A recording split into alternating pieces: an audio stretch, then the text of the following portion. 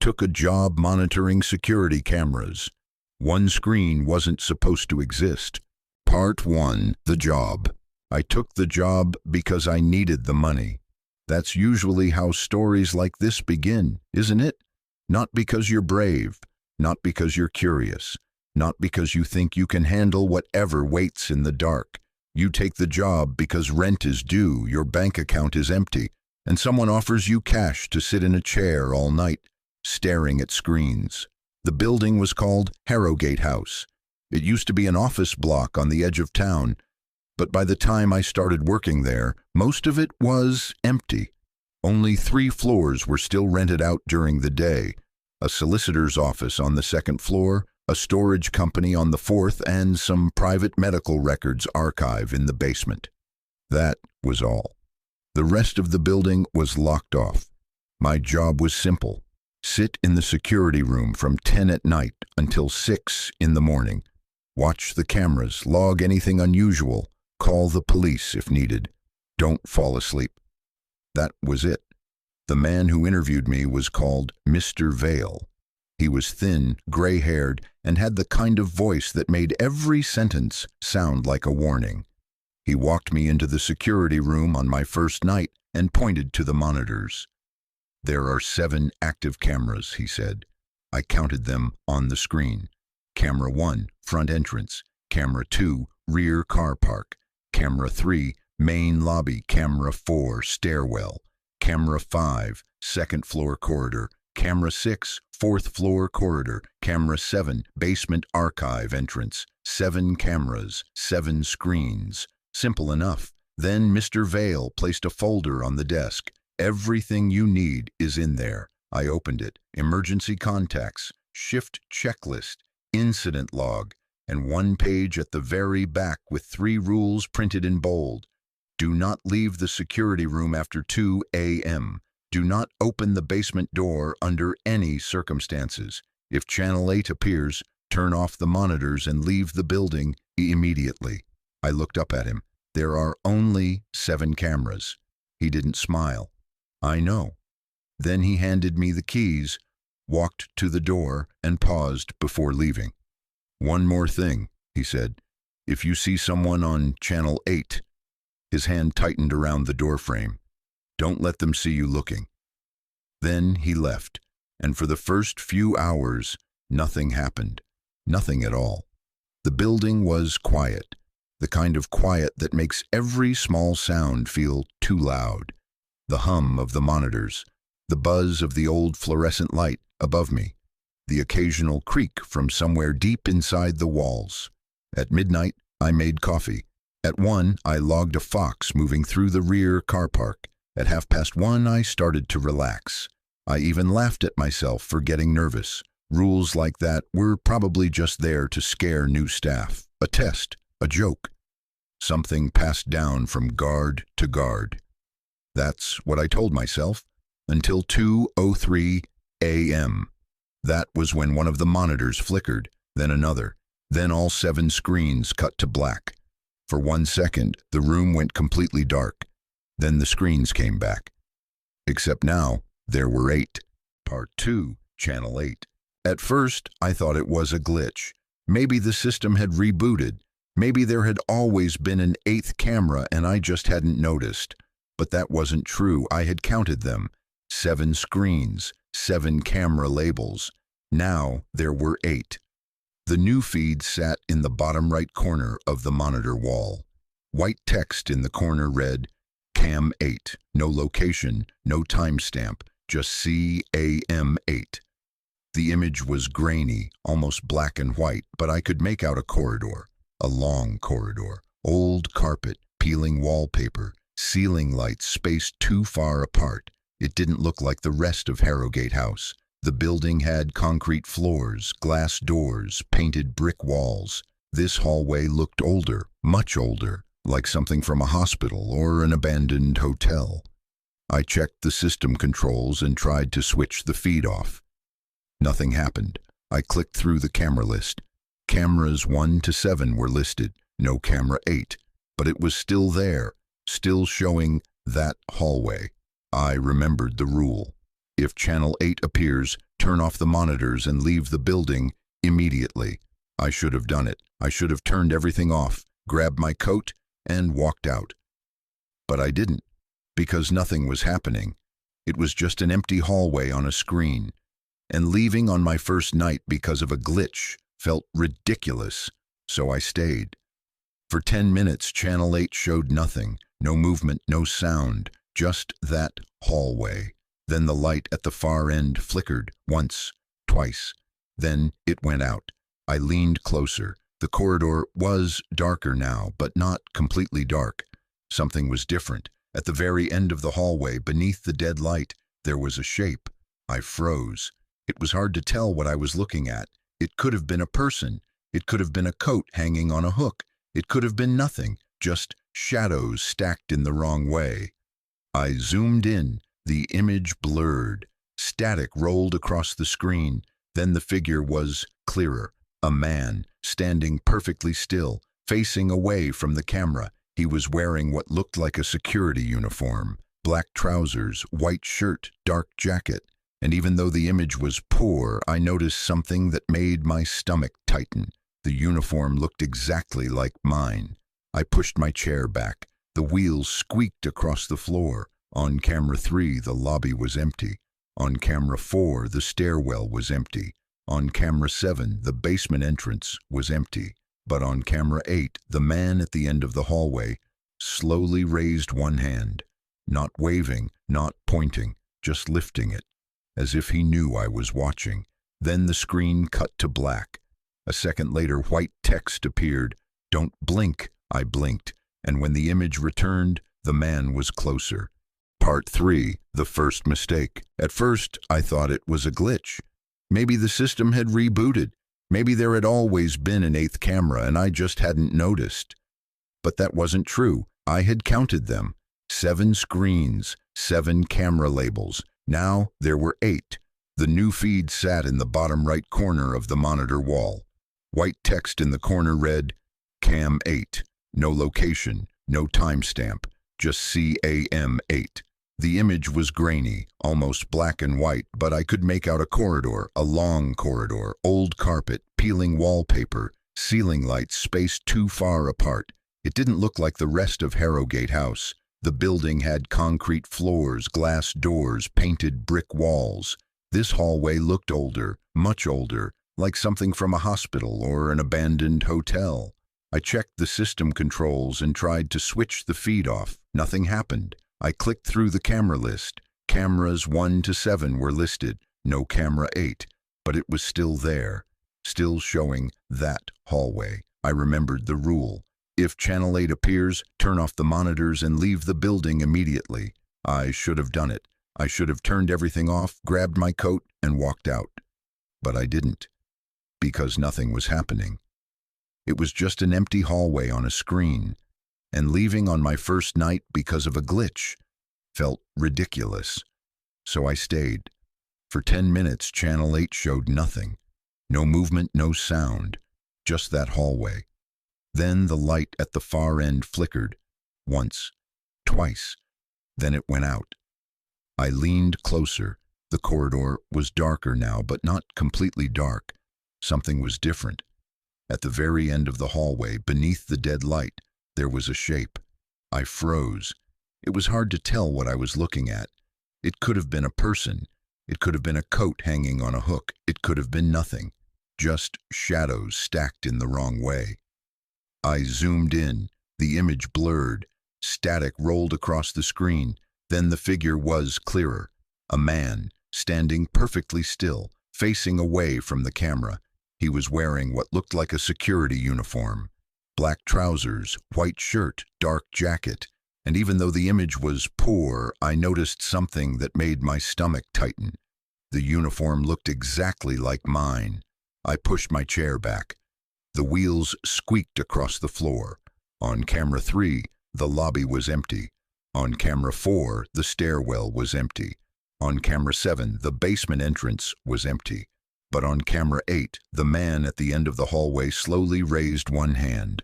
Not waving, not pointing, just lifting it, as if he knew I was watching. Then the screen cut to black. A second later, white text appeared. Don't blink. I blinked, and when the image returned, the man was closer. Part 4. The rule after 2 a.m. I grabbed my coat and keys. My hands were shaking so badly I dropped them twice. The security room door had a deadbolt on the inside. I slid it open quietly and waited. No footsteps, no breathing, no movement. I opened the door just enough to look out. The corridor outside was empty. Normal. Too normal. The same gray walls. The same vending machine humming at the far end. The same emergency light glowing red above the stairwell door. I stepped out. That was my second mistake. The moment I left the security room, the fluorescent lights above me flickered, one by one, down the corridor, like something was moving through the ceiling. I turned back to the security room. The door was still open. Inside, the monitors switched themselves back on. All 8 screens glowed in the dark. Camera 8 now showed the same corridor I was standing in, not the old hallway, not the peeling wallpaper, my corridor, the security room corridor, and on that screen I saw myself, standing outside the door, watching the monitors, but there was something behind me. I spun around. Nothing. I looked back at the screen. The figure behind me was closer. I turned again. Still nothing. My breath shortened. I stepped backward toward the security room. The door slammed shut, hard. The sound echoed through the building. I grabbed the handle and pulled. Locked. From the inside. Impossible. Then the monitors inside the room changed again. I could see them through the little door window. Camera 8 showed a hallway that wasn't mine anymore. It showed the old corridor, and the man in the security uniform was standing at the center of it, facing the camera now. His face was blurred, not hidden in shadow, blurred, like the camera refused to show it. He raised his hand again. This time, he pointed, not at the camera, at me. Then every light in the corridor went out, except one.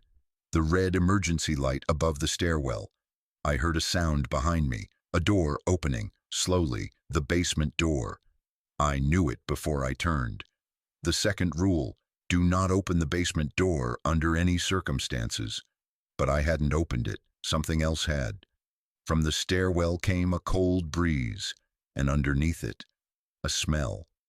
Damp concrete, dust, and something metallic, like old blood. Then a voice drifted up from the darkness below, my own voice calling my name. Part 5, the basement feed.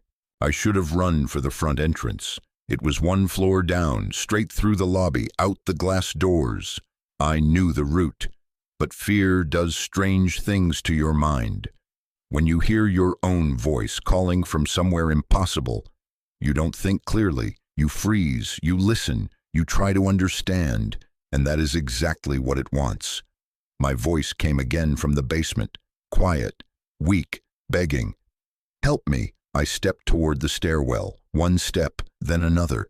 The emergency light pulsed red over the walls. At the bottom of the stairs, the basement door was open. Beyond it was darkness. I held up my phone and turned on the flashlight. The beam barely reached the floor. I took the stairs slowly. Each step groaned under my weight. At the bottom, the air was freezing. The basement archive was supposed to hold medical records. Rows of shelves, boxes, locked cabinets. That was what Mr. Vale had said. But when I reached the bottom, there were no shelves, no boxes, no archive, just a corridor, the same corridor from camera 8. Old carpet, peeling wallpaper, lights too far apart. It wasn't beneath the building, it couldn't be. But there it was, stretching away into darkness. My phone buzzed in my hand. No signal, no service. But a notification appeared. Security system alert. Motion detected. Camera 8. I opened it. The live feed loaded. It showed me standing at the entrance to the basement hallway. From behind, I turned around. There was no camera, only the stairs and the dark doorway.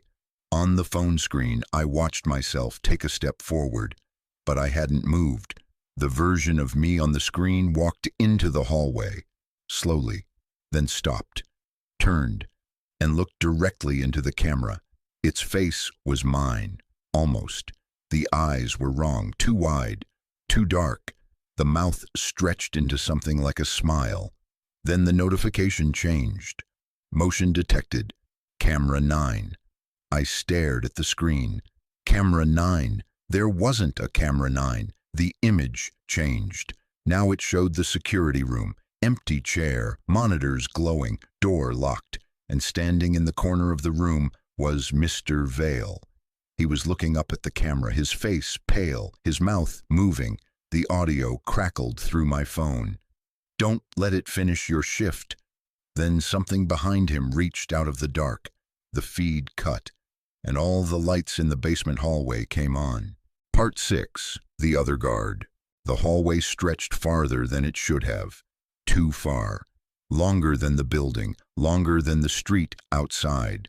Door after door lined both sides. Each one had a small metal plaque, not room numbers, dates. Some were recent, some were decades old. 1998, 1999, 2000, 2001. Then I saw one that made me stop. Tonight's date. The door beneath it was slightly open.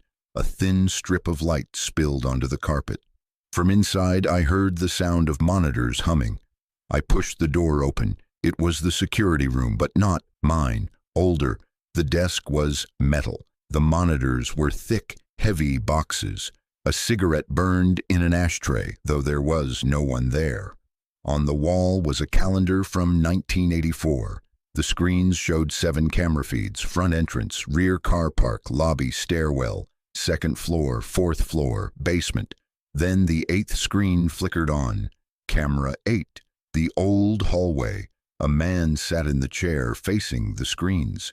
I hadn't noticed him at first because he was so still. He wore a security uniform, black trousers, white shirt, dark jacket. The same man from the feed, the same uniform as mine. He spoke without turning around.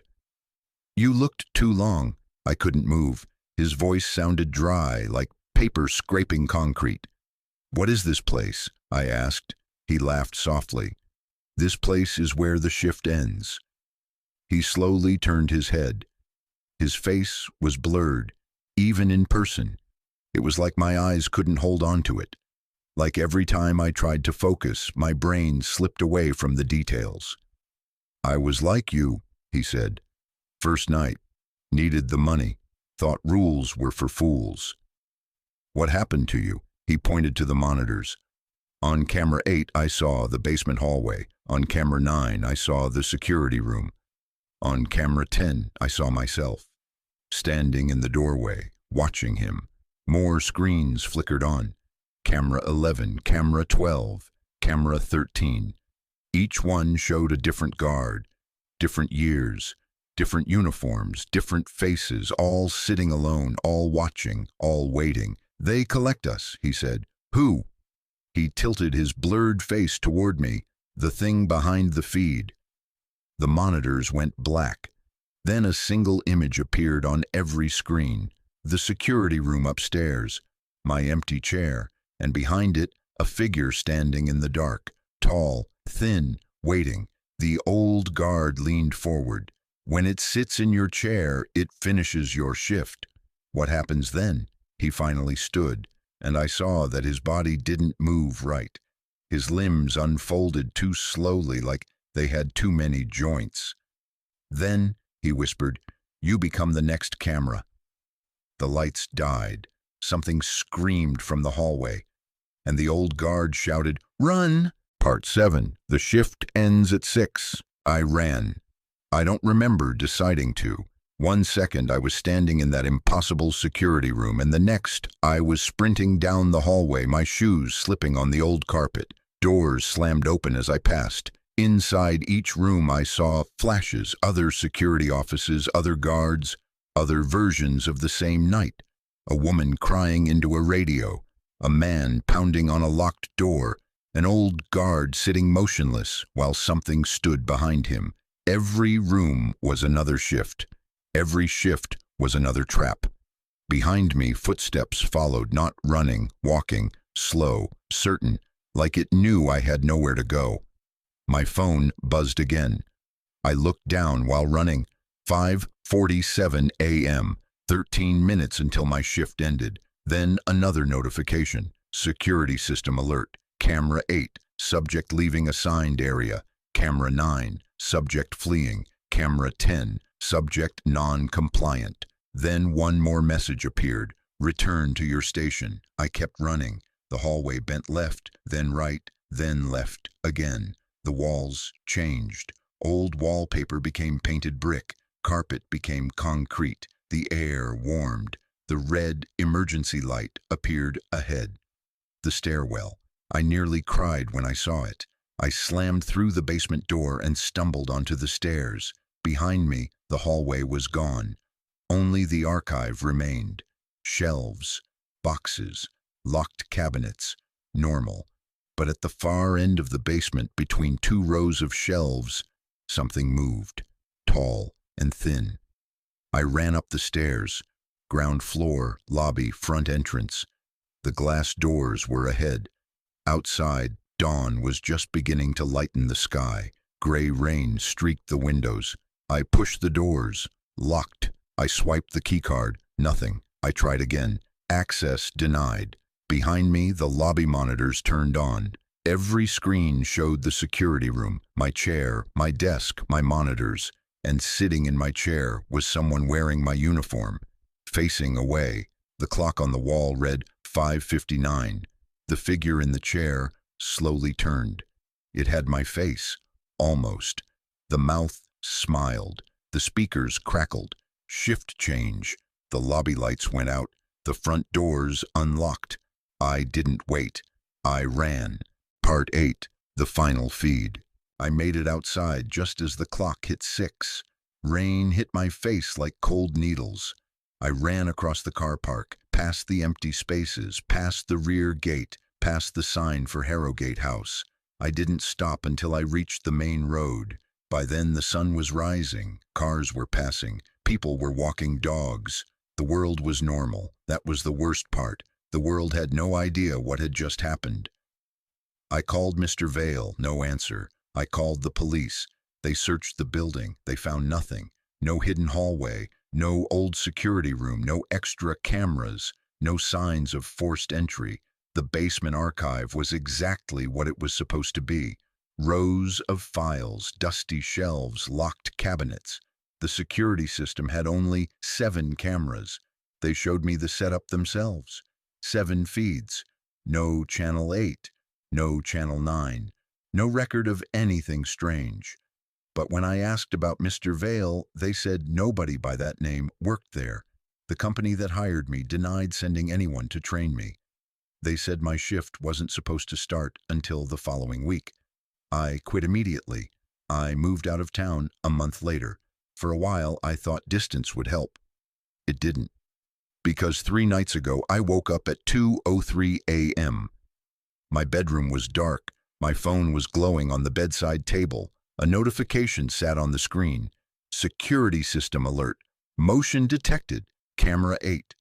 I don't have security cameras. I don't have an alarm system. I live alone. I deleted the notification. Then another appeared. Camera 9. Bedroom. I stopped breathing. Slowly, I opened it.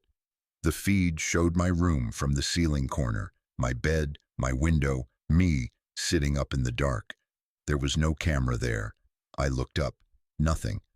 Then, on the phone screen, I saw something standing behind my bedroom door. Tall, thin, barely visible. I turned toward the door. Nothing. I looked back at the phone. The figure was closer. A message appeared beneath the feed. You left before your shift ended. Then the bedroom lights flickered, once, twice, and from somewhere inside my apartment. A phone began to ring. Not my mobile, an office phone, old, sharp, impossible. I didn't answer it. I sat there until sunrise, staring at the door. The ringing stopped at exactly 6 a.m. Since then, it happens every night. 2:03 a.m. Phone lights up. Camera 8 appears. And every night, the figure gets closer. Last night, the feed showed my hallway. Tonight, I'm afraid it will show my room. So if you ever take a night security job and they tell you there are only 7 cameras, believe them. And if an 8th screen appears after 2 a.m., don't watch it, don't question it. Don't wait to see what's standing at the end of the hall. Turn everything off, leave the building, and whatever you do, don't let it see you looking back. Thank you for watching. If you enjoyed this story, don't forget to hit the like and subscribe buttons for more chilling tales.